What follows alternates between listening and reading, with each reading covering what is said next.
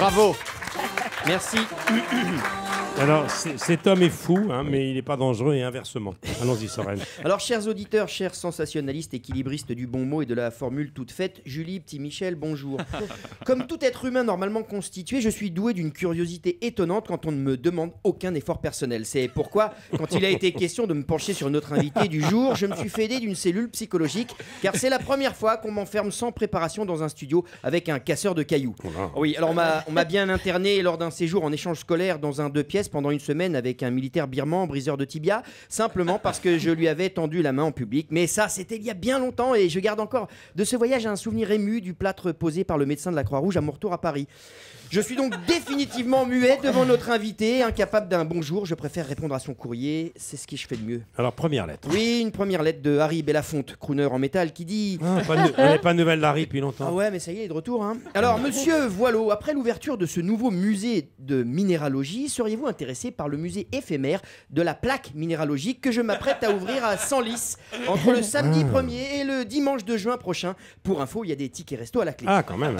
Alors, monsieur Voileau, un petit malin s'est sans doute fait passer pour Harry Belafonte afin de nous jouer un tour pendable. Mettons un terme à ce canular, pardon. Alors, cher petit malin, Europe 1 n'est pas une auberge espagnole où tout est permis sous prétexte que la direction de la radio a ça et là parsemé sa grille d'humoristes ou de pamphlétaires de talent. Non! Si cette lettre avait pour simple but d'amuser la galerie, alors c'est raté. Toutefois, si votre musée de la plaque minéralogique est un projet concret, je me propose de m'associer à vous, car grâce à monsieur Voileau, pris de passion pour la géologie et la gémologie et les roches en général, je me prépare à lancer le salon virtuel du caillou dans la Grolle et la pompe de ville pour exposer les plus beaux clichés de cailloux trouvés in vivo entre le pied et la semelle, ainsi que des photos de Juan Antonio Samaranch. Et vous savez pourquoi? Non. Parce que ça m'arrange. Ouais, bien sûr.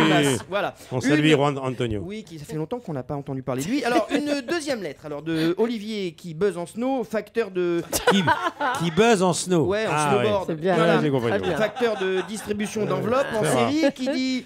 Alors Patrick, partir à la recherche de diamants et de pierres précieuses de par le monde en ces temps de crise économique, comme disait tout à l'heure Willy, tu trouves pas que ça fait désordre au sein de notre société qui frôle l'indigestion et l'occlusion intestinale de ces institutions ?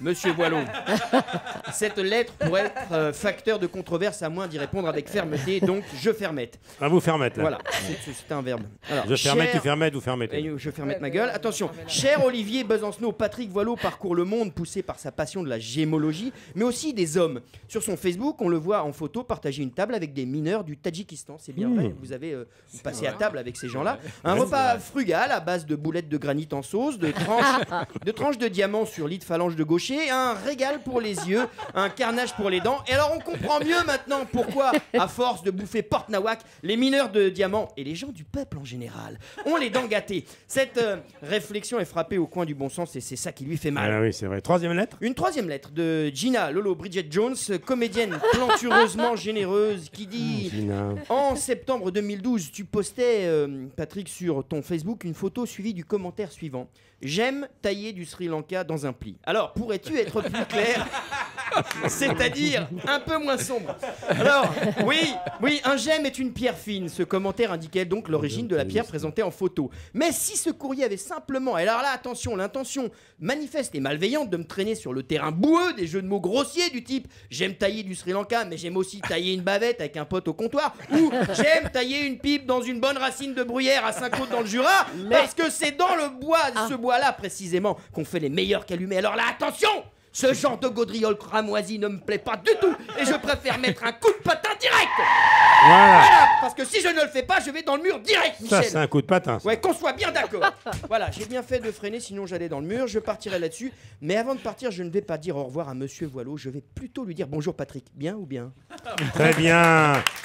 Soren, ça m'a donné faim votre chronique. J'ai envie de prendre une tranche de diamant sur un lit de phalange de gaucher. Bon, alors attention avec un petit assaisonnement. Avec un petit assaisonnement. A tout de suite avec monsieur Voileau, vous êtes sur Europe 1. Et on peut revoir Soren Prévost sur europe1.fr. Si on veut.